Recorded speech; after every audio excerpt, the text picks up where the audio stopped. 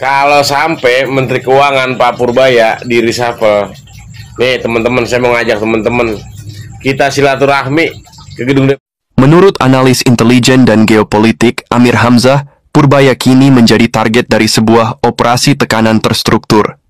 Ada isu yang beredar bahwa Menteri Keuangan Purbaya ini terancam di reshuffle dari Kabinet Prabowo karena tekanan politik yang disebabkan oleh penolakan. Waktu Bapak di DJP, Pak, Dirjen Pajak sedang pergi ke luar negeri. Pemirsa, Menteri Keuangan Purbaya Yudi Sadewa diwanti-wanti oleh anggota DPD RI untuk berhati-hati karena disebut tampil berani. Nampaknya Pak Purbaya ini harus hati-hati betul begitu kan ya, karena sekarang Pak Purbaya ini mengungkapkan Ini buat video permintaan secara tegas kepada Presiden Prabowo Subianto untuk memberhentikan Menteri Keuangan Purbaya. Dia kasih waktu 3 kali 24 jam nih. Bang, gue pikirin. Jangan Anda sebagai menteri merasa bahwa Anda bisa menyelesaikan. Enggak, saya 3 kali Menko. Lihat, Mas Pur buka kotak Pandora era si beliau. Angkanya Rp 24.000. Bagaimana memastikan 200 triliun itu setiap peser itu menjadi penggerak roda ekonomi. Hai guys, jumpa lagi dengan saya Hadi Purwanto guys. Masih seputar berita yang sangat viral dan trending ya guys. Nah, kali ini Bapak Purbaya tidak main-main ya guys dalam menindak sebuah kasus ataupun penyelewengan yang terjadi di masyarakat di Indonesia ini ya guys. Nah, akan tetapi hal itu akan memicu pro dan kontra ya guys. Apa sih isu atau kontranya guys? Kali ini ada sebuah pendapat dari pakar politik, pengamat politik dan juga netizen ya guys terkait isu reshuffle pada tahun 2026 untuk Menko Purbaya guys. Nah, bagaimanakah berita selengkapnya guys? Mari kita saksikan beberapa pendapat dari beberapa netizen ya guys. Let's go ya guys. Purbaya di reshuffle, nih teman-teman, saya mau ngajak teman-teman kita silaturahmi ke gedung DPR. Sepakat nggak? Komen kalau sepakat, kita berangkat ke sono, ya kan?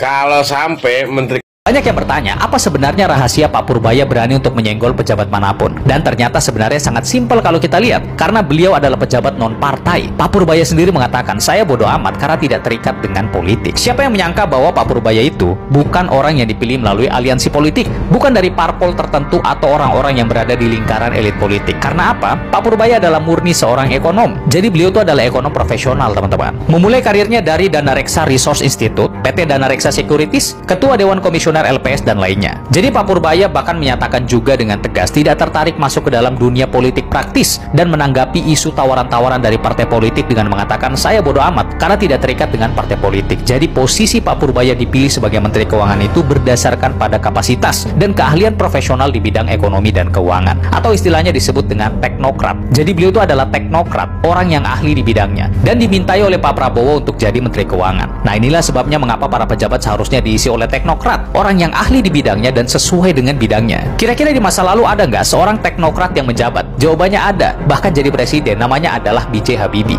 Beliau adalah teknokrat dan alhasil ada kemajuan meskipun hanya beberapa saat menjabat. Bayangkan kalau semua menteri dan orang-orang penting di republik ini diisi oleh teknokrat, pasti kemajuan tersebut akan terjadi dong. Banyak yang bertanya. Nah, ini berapa pendapat dari netizen. Menteri Keuangan Purbaya merespon kritik dari Hasan Nasbi terkait dengan dirinya yang dianggap suka mengkritik kanan kiri dan seharusnya mengkritik itu di tempat tertutup. Pak Purbaya dengan tegas mengatakan bahwa saya koboi itu adalah perintah dari presiden. Kita tahu sendiri bahwa beberapa waktu lalu Hasan Nasbi ini salah seorang pejabat mengkritik gaya koboi dari Pak Purbaya yang sering mengkritik sana sini dan juga memberikan fakta di lapangan kepada media yang justru membuat banyak pejabat kepanasan karena gaya tersebut. Bagi beberapa pejabat termasuk Hasan Nasbi, gaya seperti ini akan memberi memberikan gambaran pemerintahan kepada masyarakat yang buruk dan seolah-olah tidak harmonis. Jadi bagi Hasan Nasbi, mending Menteri Keuangan itu kalau mau kritik pejabat ya kritik di ruangan tertutup. Tentu aja pernyataan tersebut langsung mendapatkan kritikan tajam dari netizen. Kenapa harus di ruangan tertutup? Pak Purbaya pun merespon dengan data yang ada di lapangan. Survei yang dipegang oleh dirinya memperlihatkan bahwa ketika Pak Purbaya ini ceplas-ceplos, justru berhasil mengembalikan sentimen atau kepercayaan masyarakat kepada pemerintah, bukan sebaliknya. Nah, kalau kepercayaan atau sentimen masyarakat kepada pemerintah ini membaik, maka hal itu akan berpengaruh terhadap naik turunnya ekonomi loh. Jadi Pak Purbaya itu bukan hanya mengkritik secara teori, tetapi juga menunjukkan data yang valid. Menteri Keuangan Purbaya. Nah itu guys, jadi beberapa menteri Hasan Nasbi itu salah satu menteri juga yang mengomentari daripada tindakan dari Pak Purbaya ini ya guys. Beliau tidak terima jika beliau itu dikritik di depan umum buka-bukaan gitu ya guys. Beliau minta itu kalau mengkritik seharusnya jangan di depan umum atau datang langsung ke rumah. Menurut gitu guys, analis Kira-kira intelijen seperti dan itu, geopolitik Amir Hamzah, Purbaya kini menjadi target dari sebuah operasi tekanan terstruktur. Pertama lewat politisasi media. Purbaya mulai diserang lewat pemberitaan. Narasi negatif digulirkan, menggambarkannya sebagai sosok yang kaku, lambat, dan sulit diajak berkoordinasi. Tujuannya jelas, membentuk opini publik bahwa Menkeu baru ini tidak kompeten. Pemerintah harus melindungi Purbaya dari media jahat.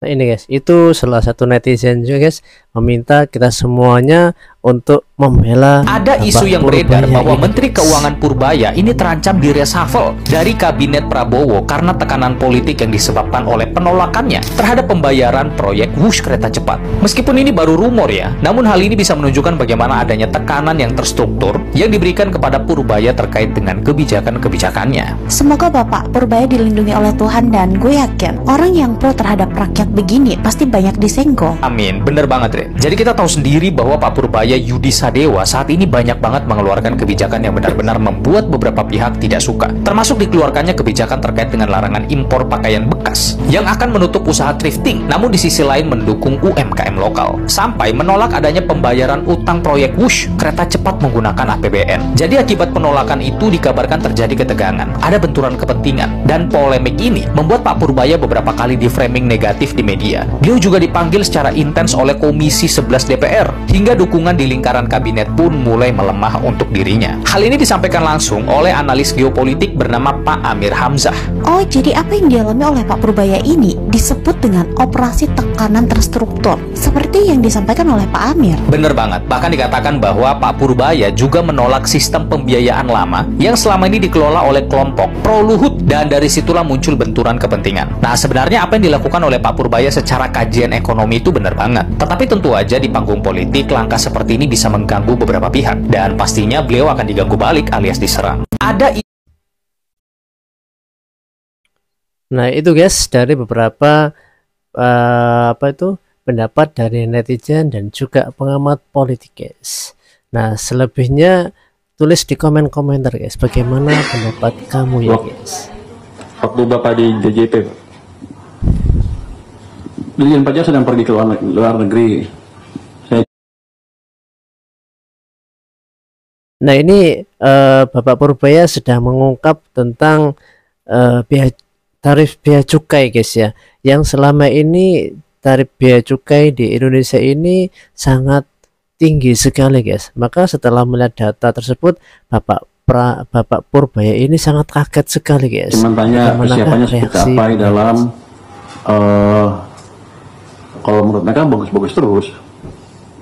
Jadi mereka ngibulin saya juga kayaknya. Dan saya akan cek, belum sidak betul ke korteksnya karena belum sempat.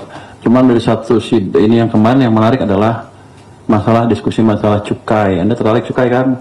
Itu saham rokok pada naik 20% begitu saya ngomong cukai. Itu kan investor bukan? Nggak tahu. Naik 20%. Ya, mungkin sekarang masih naik. Ada cara mengambil kebijakan yang agak aneh untuk saya. Saya tanyakan, cukai rokok gimana? Sekarang berapa rata-rata? 57%. Tinggi amat. Fir'aun lu guru. Banyak banget ini ya. Terus kalau turun gimana? Ini bukan saya turun, bukan mau turun ya, cuman diskusi. Kalau turun gimana? Kalau turun makin banyak income-nya. Loh kenapa dinaikin kalau gitu? Rupanya kebijakan itu bukan hanya income saja di belakangnya. Ada policy memang untuk mengecilkan konsumsi rokok. Jadi dikecil lah. Jadi otomatis industri kecil kan, tenaga kerja di sana juga kecil. Oke, bagus ya loh. Ada WHO di belakangnya, ada ini, ada ini, ada ini. Cuman saya tanya, oke, kalau kamu desainnya untuk memperkecil industri, kan pasti udah dihitung dong berapa pengangguran yang terjadi kan? Bisa dihitung kan pasti. Makanya banyak yang dipecat kemarin kan di sana. Terus mitigasinya apa? Apakah kita sudah buat program untuk memitigasi tenaga kerja yang menjadi nganggur? Programnya apa dari pemerintah? Nggak ada. Loh kok enak? Kenapa buat kebijakan seperti itu?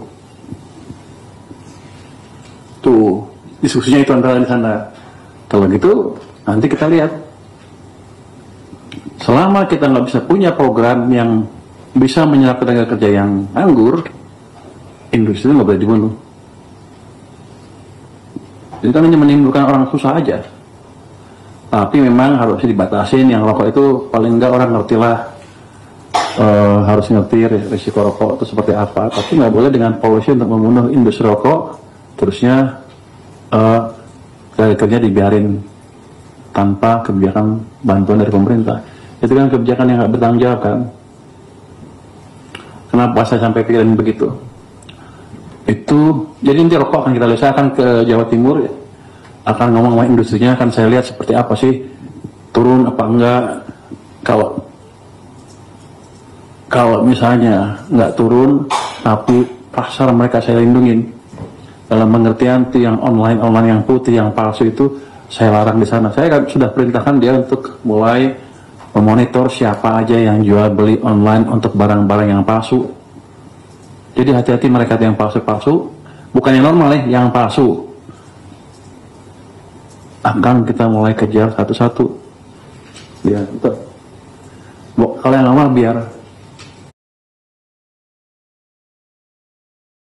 Ini perhatian juga guys buat apa, perusahaan rokok yang masih belum dapat izin atau ilegal guys. Ini salah satu nanti langkah yang akan dilakukan oleh Bapak Purbaya ini guys, untuk mengusut gitu guys ya. Jadi bagi perusahaan yang ilegal mungkin mulai hari ini masih yang ada jeda waktu gitu, karena guys. Gini, nggak fair kan kita narik ratusan triliun pajak dari rokok, sementara mereka nggak dilindungin, marketnya nggak dilindungin. Kita membunuh industri kita, masuk palsu dari Cina apa dari luar negeri ya, situ di sana kerja, di sini dibunuh, sama aja. Mendingan gue hidupin di sini, sana tuh bunuh, kira-kira begitu. Kita akan lihat ke arah sana gerakannya. Satu lagi apa gitu teman baik itu palsu itu utamanya. Pak, balik ke konteks berarti perkembangannya sampai saat ini Bapak belum terinformasikan. Kalau kata orang pajak. Nah itu guys, jadi langkah-langkah beliau selanjutnya yaitu menindak tegas bagi perusahaan-perusahaan rokok yang masih belum dapat izin atau Pemirsa, masih Menteri Keuangan gitu Purbaya Yudi Sadewa diwanti-wanti oleh anggota DPD RI untuk berhati-hati karena disebut tampil berani di tengah-tengah serigala. Hal tersebut disampaikan saat rapat bersama Komite 4 DPD RI dengan Menteri Keuangan. Ada yang menarik dalam rapat bersama Menteri Keuangan dan DPD RI di Gedung Parlemen Jakarta kemarin. Anggota Komite 4 DPD RI Ali Alwi mewanti-wanti Menteri Keuangan Purbaya Yudi Sadewa untuk berhati-hati dengan serigala. Hal tersebut ia lontarkan lantaran kebijakan yang acap kali diambil Purbaya sangat berani.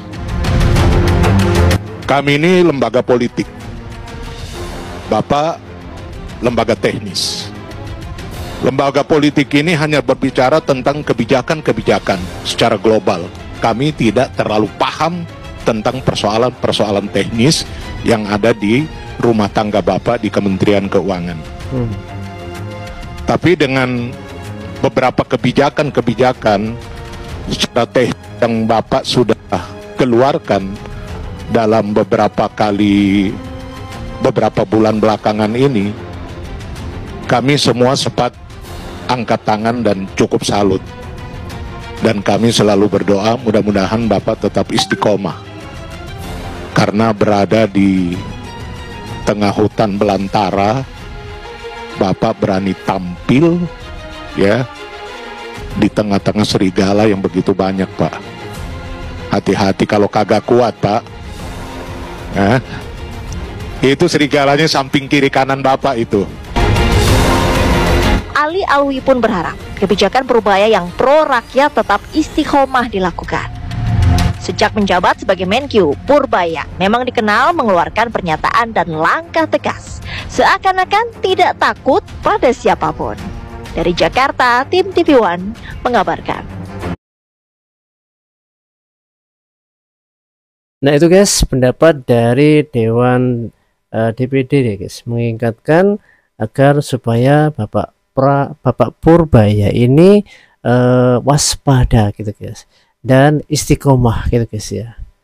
Nah bagaimana pendapat kamu guys? Silahkan tulis di kolom komentar mendukung langkah-langkah nampaknya ini, Pak Purbaya ini harus hati-hati betul begitu kan ya, karena sekarang Pak Purbaya ini mengungkapkan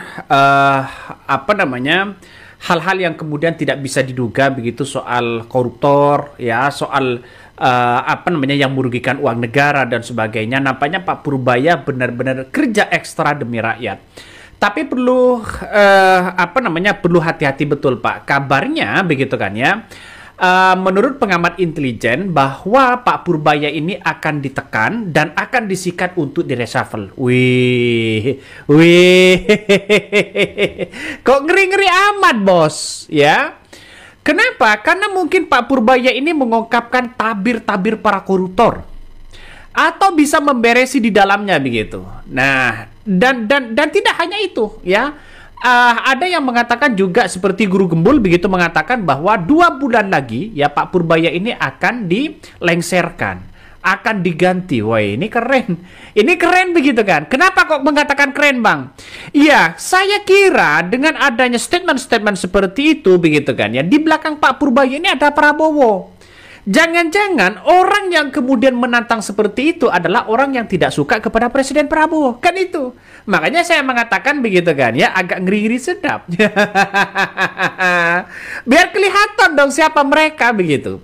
Kalau Pak Purbaya ini dilengserkan, maka kemudian ya orang-orang masih banyak bertanya-tanya, kenapa kalau ada orang baik di negara kita ini ya mau dilengserkan, kayak mau direshuffle, kayak mau disikat, kayak begitu kan. Nampaknya begitu, nampaknya para oligarki itu ternyata punya orang di instansi si A, si B, dan si C begitu. Jangan-jangan yang gelisah dia adalah orang-orang di balik itu semua, artinya adalah pelaku begitu. Jadi saya kira dengan adanya seperti ini begitu, ada pengamat seorang intelijen mengatakan bahwa hati-hati betul kepada Pak Purbaya, bisa saja ini disikat ya, bisa saja ini di reshuffle dan sebagainya. Nah, ketegangan politik ya mulai meruncing ya di tubuh pemerintahan Presiden Prabowo Subianto. Menteri Keuangan Pak Purbaya ini begitu kan kini menjadi sorotan ya, menolak soal APBN digunakan untuk kereta cepat ya. Terus kemudian keputusannya menuai reaksi keras, berbeda dengan maksudnya berbeda dengan Pak Purbaya, dengan Sri Mulyani. Tapi ya Pak Purbaya ini menurut saya pribadi langkah yang bagus. Mengapa mengatakan seperti itu begitu? Karena kita lihat saja masyarakat sudah tahu begitu kan, sifat-sifat dari Pak Purbaya itu sendiri begitu kan. Saya kira ini bagus kalau menurut saya. Ini pro terhadap rakyat begitu kan. Ya berbeda dengan orang yang kemudian kita lihat hari ini begitu kabarnya relawan-relawan Termol begitu mendesak kepada Presiden Prabowo Subianto untuk segera memecat Pak Purbaya atau segera mundur Pak Purbaya. Ini salah satunya, coba kita baca. Laskar Cinta Jokowi minta Pak Purbaya dipecat. Saat demo rusuh juga didesak Prabowo mundur. Nah, inilah yang kemudian menjadi spekulasi-spekulasi besar. Makanya yang saya katakan tadi, Pak Purbaya ini sudah banyak diserang bertubi-tubi sana sini. Nah, salah satunya orang yang kemudian gelisah di situ ya akibat ya mungkin tidak bisa bermain begitu. Tidak bisa lagi menguras uang negara. Masih banyak nuansa-nuansa seperti itu begitu. Apalagi ya Guru Gembul meramal ya. Meramal Mengkau ini bakal digulingkan tahun depan. Saya tidak percaya begitu kan ya dengan pernyataan-pernyataan Guru Gembul di situ. Mengapa nggak percaya, Bang? Karena Pak Purbaya sendiri adalah pemikirannya sama dengan Presiden Prabowo Subianto, yaitu bertegak lurus dengan rakyat. Pemikirannya juga sama, mengungkapkan bagaimana tabir koruptor, orang-orang yang bermain disikat habis-habisan. Orang yang menggunakan anggaran di situ disikat habis-habisan. Tidak hanya kepala daerah, menteri-menteri sekalipun begitu kan disindir oleh Pak Purbaya. Ini menurut saya pribadi langkah yang bagus begitu kan. Langkah yang bagus, Bos. Kabarnya begitu kan ya. Kabarnya Pak Purbaya ini bisa saja digulingkan ya tahun depan ya. Ini prediksi dari Guru Gembul menyebutkan bahwa Pak Purbaya bisa saja digulingkan ya karena terlalu pro terhadap rakyat. Kabarnya begitu. Nah, dalam video singkat yang dibagikan di kanal YouTube pribadinya, Guru Gembul ini mengaku mulai tertarik dengan Pak Purbaya. Menurutnya, menteri ya pengganti Pak Bu Sri Mulyani itu kerap mengeluarkan kebijakan-kebijakan yang pro terhadap rakyat. Saya kira kalau pro terhadap rakyat ini sangat baik begitu kan. Ini perlu diperhatikan. Masyarakat ya seluruh masyarakat Indonesia, mari bergandengan tangan untuk Pak Purbaya. Jangan beri kesempatan termol-termol itu. Ya bisa saja begitu kan ya, para termol itu bermain ya atau bagaimana begitu kan. Ini kalau Pak Purbaya digulingkan siapa lagi begitu. yang pro terhadap rakyat begitu. Dan tidak hanya itu, Pak Purbaya juga membuat keputusan tak terduga dengan tidak menaikkan cukai rokok ya pada 2000 sampai 2026 ya demi menyelamatkan jutaan pekerja dan petani tembakau. Bayangkan artinya Pak Purbaya ini sangat menurut saya pribadi sangat pro terhadap rakyat begitu. Bisa saja orang-orang yang kemudian bermain di dalamnya ya terganggu dengan adanya pergerakan-pergerakan dari Purbaya ini. Nah, selain fokus pada stabilitas ekonomi, Pak Purbaya juga ini bergerak cepat ya dengan reformasi pajak dan transparansi fiskal. Nah, yang kemudian membentuk tim ahli independen untuk membenahi sistem yang namanya Koretek yang selama ini menjadi ya masalah klasik di Kementerian Keuangan. Coba kita lihat saja ya si Koretek itu begitu. Kalau siang lemot, error, harus ngulang-ngulang lagi begitu. Ternyata ini dibongkar habis-habisan oleh Pak Purbaya begitu sekarang. Dan kita lihat saja begitu ketika orang banyak yang terganggu kepada Pak Purbaya akibat kebijakan-kebijakan dan keputusannya, ya orang-orang di dalam yang kemudian dianggap juga bermain terganggu dengan itu begitu, maka kemudian banyak yang mendesak Pak Purbaya segera dicopot dan sebagainya. Dan tidak hanya itu begitu, kemarin ya BEM UI kalau nggak salah begitu mendesak Presiden Prabowo Subianto ya copot segera Pak Purbaya Sedewa dari jabatan Menko. Kalau nggak salah begitu BEM UI begitu kan ya, mendesak Prabowo copot Pak Purbaya ya sebagai Menko. Kok bisa-bisanya begitu segampang itu? Nah, Pak Purbaya Sedewa ini dilantik sebagai Menteri Keuangan ya, lalu kemudian baru beberapa bulan begitu menjabat sebagai Menko Keuangan begitu kan ya, dikritik habis-habisan oleh mahasiswa.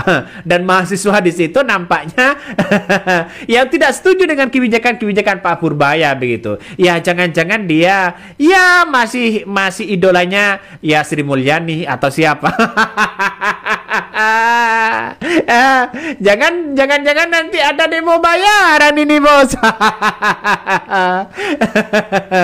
Ya biasalah dalam dunia politik. Nah, desakan itu begitu disampaikan oleh BEM Eksekutif Mahasiswa Universitas BEM Indonesia saat menggelar aksi di depan gedung DPR RI Senayan. Dia langsung memberikan kesimpulan begitu kan, ya harus mencopot Pak Purbaya begitu. Selain itu BEM juga mengkritik ya bahwa pernyataan penasihat khusus Presiden bidang politik dan keamanan Wiranto juga menyebutkan jika tuntutan rakyat plus 17+8 dipenuhi semua maka akan membuat repor ya. Artinya secara tidak langsung begitu itu pernyataan dulu begitu kan. Tapi kita lihat saja sekarang ini nampaknya semuanya pasti mendukung Pak Purbaya begitu. Saya yakin dan saya yakinnya itu begitu ya. Bahkan ya Guru Gembul juga lewat di kanal YouTube-nya memprediksi Menteri Keuangan Pak Purbaya Sedewa ini juga ya mengatakan digulingkan pada tahun 2026. Woi, makanya hati-hati Pak ya, Pak Purbaya ini harus hati-hati betul begitu kan. Jangan sampai ini muncul bahwa orang-orang yang kemudian tidak bertanggung jawab di situ begitu kan ya, diserang habis-habisan Bapak itu. Bisa saja digulingkan, ya bisa saja digulingkan begitu kan ya. Bahkan ya kenapa sering orang mengatakan ya Pak Purbaya ini harus didesak mundur dari jabatan Menhan, padahal begitu kan. Padahal kita lihat saja Pak Purbaya ini ya sangat-sangat bekerja dengan rakyat begitu. Nggak tahu lagi nanti orang-orang yang mau dicari gimana lagi begitu kan ya, orang-orang yang menolak itu begitu. Tapi kami pribadi menganggap bahwa Pak Purbaya ini sangat baik begitu. Pak Purbaya ini saya kira langkah yang kemudian menjadi terobosan baru sejalan dengan tuntutan masyarakat ya. Coba kita bayangkan kemarin juga membuat keputusan Pak Purbaya ini ya akan menanggung 20 triliun BPJS yang menunggak begitu kan. Ini kan saya kira ini langkah yang bagus bagi Pak Purbaya ya, dan dampaknya bagi masyarakat. Artinya kebijakan walaupun kontroversial dan itu adalah mengarah kepada rakyat. Artinya membela rakyat begitu. Nah, orang-orang yang mengkritik Pak Purbaya ini justru orang-orang yang kemudian tidak tahu lagi begitu kan ya. Mungkin terkesan terafiliasi kepada salah satu siapa. Tapi yang jelas pernyataan dari Pak Purbaya dan kebijakan-kebijakannya ini sudah pro terhadap rakyat begitu. Ya nggak tahu lagi kalau di luar sana begitu kan ya. Tapi saya pribadi setuju sekali Pak Purbaya ini ya, bersihkan semua begitu kan ya, orang-orang yang tidak produktif begitu kan, orang-orang yang hanya memainkan anggar, bersihkan di situ Pak. Saya setuju itu. Saya akan yang ada di belakang Bapak. Ya iyalah dong begitu kan. Ya kenapa? Karena kita tahu bahwa Pak Purbaya ini ya, ini kan bekerja dengan rakyat. Kalau saya pribadi mengatapi seperti itu untuk sementara ini begitu kan ya. Coba kita baca komentar-komentar netizen begitu. Kalau sampai dia yang duluan keluar sebelum Bahlil dan Pigai, berarti ya ada apa ini isinya di pemerintahan itu. Dan juga yang berkomentar ya, posisi Pak Purbaya sebagai Menkau sangat kuat hingga akhir jabatan ya Prabowo sebagai presiden. Pak Purbaya didukung keponakan Prabowo Thomas Wijayadono sebagai Menkau ya. Jadi tidak ada seorang pun menggoyah kedudukan Pak Purbaya sebagai Menkau selama Prabowo mendukung Pak Purbaya. Nah,